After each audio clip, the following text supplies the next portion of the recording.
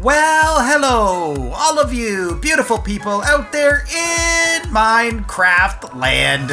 How are you today? I am fantastic! Thanks so much for asking. Did you ask? I don't know. I'm not sure if you.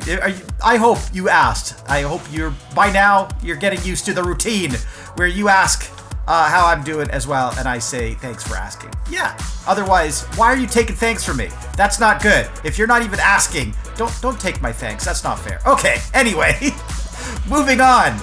I am going to be doing some redstone today. Warning: this video contains redstone.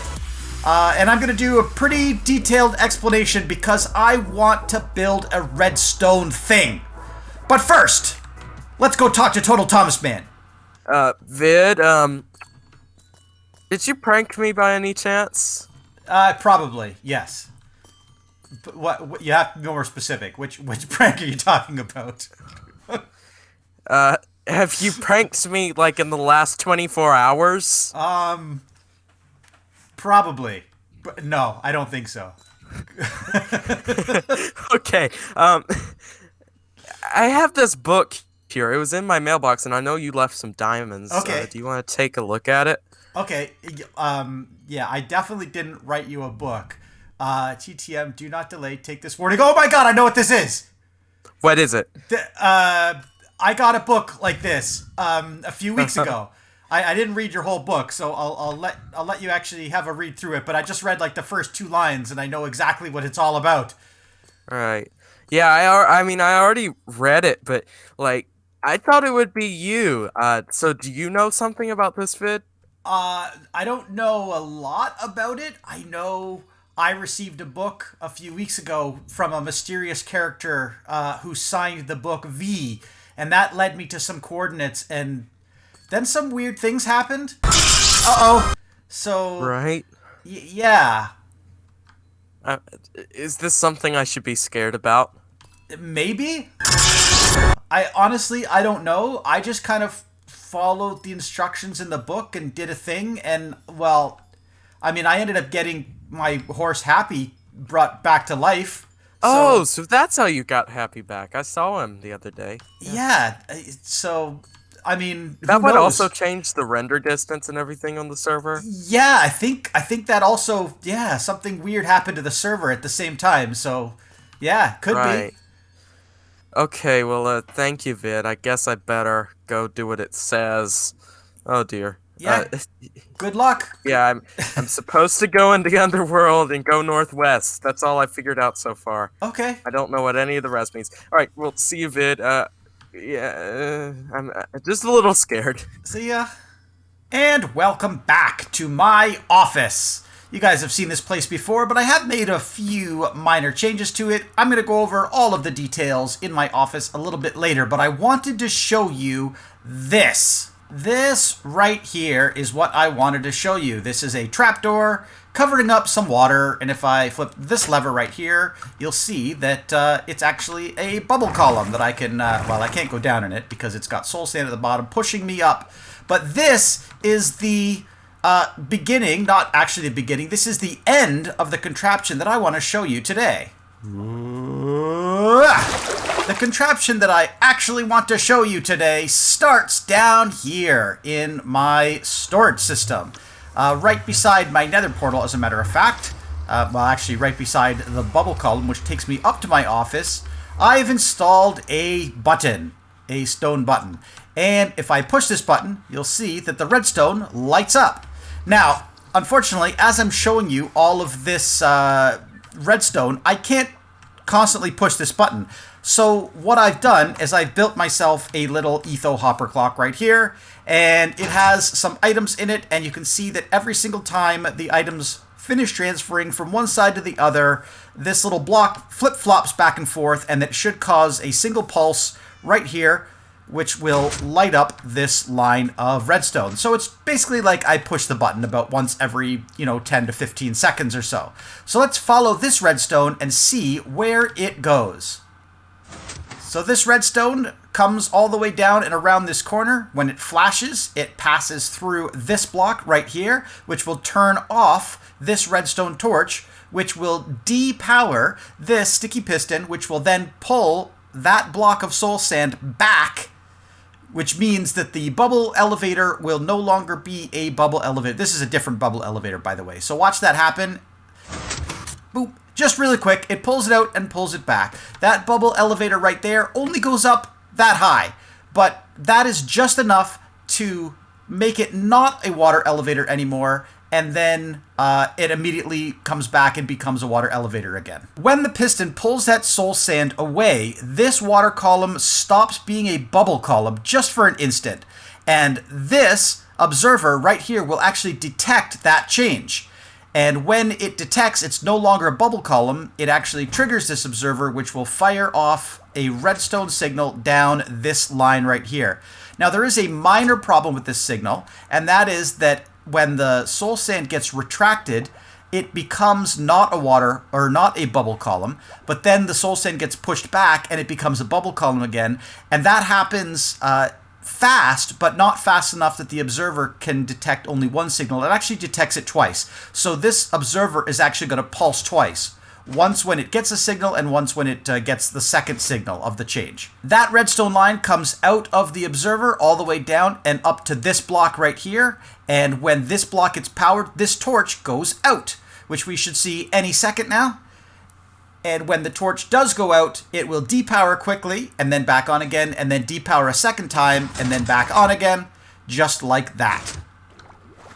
And so now we're going to come one level up from our water elevator here, and we're going to see this little fancy circuit right here. That torch below, that torch that is normally on and pulses off, is actually feeding into this torch right here. So if you don't know, when a torch below it is on, it means this one is off, because it's actually inverting the signal, which means when that one down there is on, this one is off, and when that one down there is off, this one turns on. So remember those two pulses? Well, they're going to translate to two quick pulses on of this torch right here. When that happens, it's going to go into this little circuit right here, and the whole purpose of this circuit is to take that two short pulses and make it one longer pulse. Just like that. That one longer pulse goes into this repeater, passes through this piece of sand. There's also a piston underneath this sand, and then gets output. So this is what's called a monostable circuit, or basically a one-shot. It takes this long pulse and turns it into a short pulse. And you can see that happen any second here. And there you go. So you saw that one pulse came through. Now that pulse is going to split into two different directions here. The first direction, it's going to power this piston, which is instantly going to fire out this way and push this piece of soul sand over. It also goes into a repeater, which has a little bit of delay, so as soon as that gets over, the second piston gets triggered, which pushes it back. And you should see that happen right now. So we get over and back. What that's going to do is take this water column right here that is currently a bubble elevator, and it's going to stop it from being a bubble elevator and then immediately make it a bubble elevator again. So again, we're going to get two short pulses, one bubble elevator and one not bubble elevator, that go up this water column. So we've come up one more level now, and you can see where that water elevator comes out. I say water elevator, but it's actually just a bubble column. There's nothing that's going to be inside of that bubble column. It's just a bubble column. But the nice thing is it stops being a bubble column and then becomes a bubble column again. And that goes all the way up to the top of this giant tower. So let's fly up there and see exactly what is happening at the top. So at the top of the tower, we have the bubble column that comes all the way up to the top, and we have a very similar circuit here. So when that bubble column becomes not a bubble column, it's going to trip this observer, and then again, the bubble column is going to become a bubble column again, and it's going to trip the observer again. So we end up with two short pulses here. So those two short pulses are going to be picked up by this repeater and passed into this delay circuit here. This delay circuit is only going to lengthen that pulse. So those two short pulses are going to become one longer pulse, and that's what this is right here. And again, we're going to go into one of these monostable circuits. which turns that one long pulse back into one short pulse. So we've got 2 pulses becoming 1 long pulse, becoming 1 short pulse. And that 1 short pulse is going to head right over here to this circuit right here. Let's take a short break while we wait for the rain to stop. Of course, I can't sleep away the rain because it's the middle of the day. Don't you just love how much it rains in 1.18? I know I sure do. Okay, now where were we? We had the 2 pulses coming out of the observer being translated into 1 long pulse, and then that one long pulse going through this monostable circuit to give us 1 short pulse out, which heads over into this circuit right here. And this one is very similar to the one that we saw lower, but this one does have a magma block in it as well. And the only reason is because when we shift this over and back again, it seems to only produce a single pulse, which I didn't realize before rebuilding this circuit up here. So, but you can see that it does pretty much exactly what the other one does. So the signal passes into actually this piston first, which pushes the magma block over into place, and then immediately afterwards, this piston triggers and pushes the soul sand back into place. So what we get is a very quick shifting magma block and then back to soul sand, which we should see any second now. There we go. And that soul sand is at the bottom of this bubble column right here, which goes up into my tower. So let's get up to the top and see exactly what we're doing with that bubble column. So that bubble column is going to come up right here in my office, and you can see that there's an observer right here facing into that bubble column. And when this bubble column changes really quick from soul sand to magma and back again, it sends out a pulse. That pulse is picked up by this observer, which is detecting that observer, and then this observer is detecting this observer right here. So it's water to observer to observer to observer, and then the output of this observer goes into this repeater, which goes into a couple pieces of redstone dust and into a block. When that powers, it turns this torch off. Now this torch is powering this repeater into this block, which is keeping the trapdoor open. So when we power this torch, it turns this whole bit off, which will close the trapdoor. And I can actually simulate that just by powering this block, which turns off the torch, and you can see that will be what closes the trapdoor. So, turning this back on again, you will now see I have a circuit that every 30 seconds or so will flap this little trapdoor closed. And you're probably asking yourself, why do you have a circuit that will flap a trapdoor closed about once every 30 seconds? Well, I don't actually want this to flap every 30 seconds. In fact, what I want to do is turn it off because I want to get back down there and demonstrate what this thing is really for. So, of course, the first bit of that is breaking this piece of redstone right here, and that way whatever happens with this little circuit right here won't affect the main piece anymore. Now, we have to push this button in order for anything to happen. So the idea is, if you recall, the whole way up, if I push this button one time, just like that, it's going to flap that trapdoor one time at the very top. So let's get back into our little bubble elevator and take it all the way back up to the top, because we have to finish the redstone bits at the very top to figure out exactly what this whole circuit is for. I think over here, yes. So this trapdoor is now permanently open because I've turned off the circuit down below, but I have a chest here just kind of poking out, you can see. And if I open that chest, you will see it is full of ender pearls. So let me just grab one ender pearl out of here, and I am going to take this ender pearl and throw it down into this water, this bubble column. That's what I'm saying. And if I just back up a little bit, you can see it just stays there, which is pretty cool.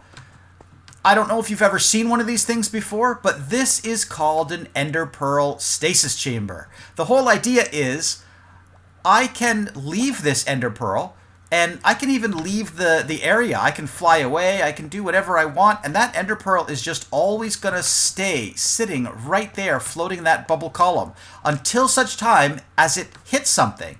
What is it going to hit? Well, you probably figured it out already. It's going to hit this trapdoor when the trapdoor closes. I can simulate that by actually flipping this lever off, or I could just use it for what it's actually intended for. So check this out. If I were to want to get all the way from the upstairs of my if I wanted to get from the top floor of my tower, my office, all the way down to the ground floor, I just fall down this little elevator here, and it takes all of about, 3 seconds to get from top to bottom. But if I want to go up in the elevator, check this out. I've got to jump into this soul sand water elevator, and, there's about 3 seconds, 4 seconds, 5 seconds, 6 seconds, 7, 8, 9, 10, 11, 12. So we're looking at 12 seconds. And that's just too long. I liked the 3 seconds. I liked the 3 seconds like this. Just all the way down. 1, 2, 3, and I'm there. Right? But check this out. Now I've decided I'm at the bottom. I've just come through my nether portal, and I want to get up to my office as fast as possible. I'm going to push this button, and we count 1, 2, 3, and we're there.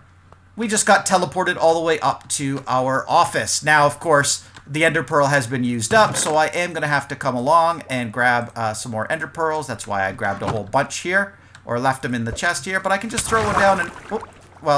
okay, sometimes that happens, which is not ideal. You just have to be a little bit more careful about the way you aim your ender pearl. So let's just step really close and throw it straight down, and there, that should be fine. Now we're good. Now we've got a bobbing ender pearl that will never despawn. It will never go away, and it's recharged and ready to use, which is pretty neat. Now I can actually go back and cover all of this stuff with carpets again, so that you can't actually see any of this glorious redstone. In fact, I already have more redstone over here that is covered up. I won't talk about this too much because this is a much simpler version of what I just showed you over there, but I will break this end carpet right over here because what I have here is a daylight detector, which I've actually put into night mode. And so what that's going to do is output a stronger and stronger signal as the sun goes down.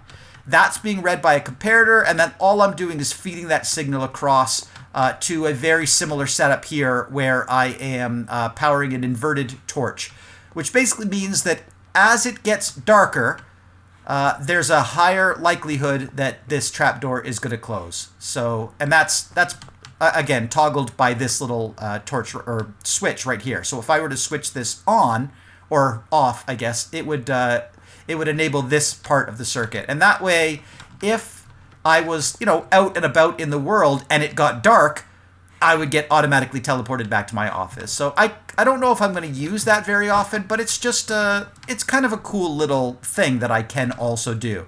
Mostly I'm going to leave it right here just because what I want to use this for is exactly what I just showed you, which is going down to the bottom really quick and then getting back up to the top really quick.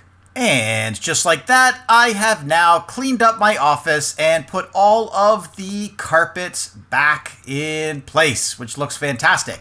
And actually, now that I'm up here, let me take a quick moment to show you around my brand new office. And of course, we'll start from over here, which is where you come up into my office. Whether you come up from the stairs or whether you come up from the bubble column, you're going to end up more or less in this area, and that's going to take you to the centerpiece of my office, which is, of course, the dragon egg, which I paid good diamonds for. And that will always be on display right here. Let's start over here. Over here, we have got a buried treasure map. This is just one of the many treasure maps that I have found over my sort of playing. I didn't show any of this stuff on camera, me finding treasure, but every now and then I like to, fly around, and if I come across a buried treasure ship, or a sunken ship, I'll find the buried treasure map that's inside and then just follow it around. And so I do actually have 4 of those things, which I've just kind of placed in cool little places around the place.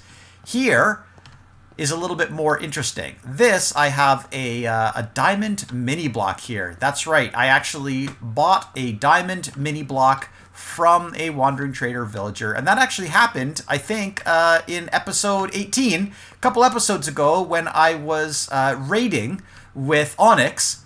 That there was a villager wandering trader in the middle of the raid, and while the raid was happening, I actually traded with him and got this diamond block. Moving along, we have this Totem of Undying right here, suspended in mid-air. And it's actually hovering above a lodestone. This lodestone I got for Christmas from Onyx, and the Totem of Undying is actually one of the totems that I got in the raid when I was raiding with Onyx. And in case you're wondering how this is working in here, we have a custom data pack. It's not a custom data pack. It's from Vanilla Tweaks, which is the Armor Statues mod. And it allows you to actually put armor stands down and then make them invisible and make them hold items and move them around in three-dimensional space. It's pretty cool. What's actually, as an added bonus here, if you come right along the side, right around here, this sort of pixel area right here, and right-click, you can actually take that item. Usually, you can do it. It depends. I don't know if you can do it with this one. Yeah, okay. Maybe this one you can't do it with. Because I think I locked this one. That's why. Because I decided I didn't want people to be able to pick this one up. But you can do it with some of the other items. And let's take a look at some of the other items. Moving along here in the middle, I actually have my desk. This is a beautiful diamond desk. You can see diamonds all around, did not skimp out at all. There's actually, if you look at the pattern of the floor as well, you can see that there would actually be a diamond under this block as well. You think I skimped? No, it's there. It's there. Even though you'll never see it, it really is there. And now I can't put it back because there's an armor stand in place, but that's okay. I'll just leave it here and then I'll fix it later. That armor stand, the hidden armor stand, is actually holding this book down right here, which is just like a little journal that I can actually just look, VidMC's big plans. Well, I don't have any big plans yet, but if I did, they'd go in that book right there. Over here, I have a record disc, same thing, and I could use it over here in this jukebox, which is in my other display case. And if I just play this one real quick, you'll hear this is Cat not Cat. This is C418-13. Yeah, it's a cool record disc. This I got as a Christmas present from Ironite, I believe. So I could just put that one back on my desk right there. And what else do I have here? Floating in this one, I have the all-famous Pig Step album, and this one I got from Onyx for Christmas as well. And this one, I know the armor stand works exactly the way you expect it to. Again, right around here, this pixel area right here, just right click, boom, you pick up the disc and you can pop it in. I'm only going to play like 1 second of this song, otherwise I'll get copyright striked, so let's just play it. Okay, there you go. But it does actually work, and then I can just come right along and place it back in place, which is very, very cool. Over here, we have another one of those mini blocks, but this one looks a little bit different. In case you do not recognize this mini block, this is a netherite block mini block. And how did I get this? Well, I first of all had to create a netherite block, which is made from 9 netherite ingots, and then I had to take that netherite block and sell it to a wandering trader to get 8 of these netherite mini blocks. So this is kind of like the ultimate flex in my office right here. I sold a netherite block to a wandering trader. That's right. And I got this netherite mini block for it, and I'm pretty proud to have it in my office. And of course, over here in front of and behind my desk, I have these custom chairs as well, which are made from iron trapdoors, iron doors. There is a minecart there. And then it has had a slab, a prismarine slab pushed into it. So I can actually right-click on it and then sit in the chair. And that looks something like this. When people come visit me in my office, we can have meetings together. They can sit in the chair opposite me. And yeah, it's a pretty cool little thing. I really enjoy it. And that, my friends, is where I am going to have to end this video. I know it was a little redstone heavy, and so if you're not into that, I apologize. But it was also a little bit shorter, so if you like longer videos, I also apologize for that. I guess I'm just totally apologetic for everything today. That's okay. You don't have to apologize, I guess, or I don't have to apologize, because I know what you guys are here for. You're here to just see me do stuff, and anyway, I did some stuff, so I hope you enjoyed it. Anyway, if you did enjoy the things that I did, feel free to stick around. You know what to do. Anyway, take care, and I'll talk to you guys in the next episode!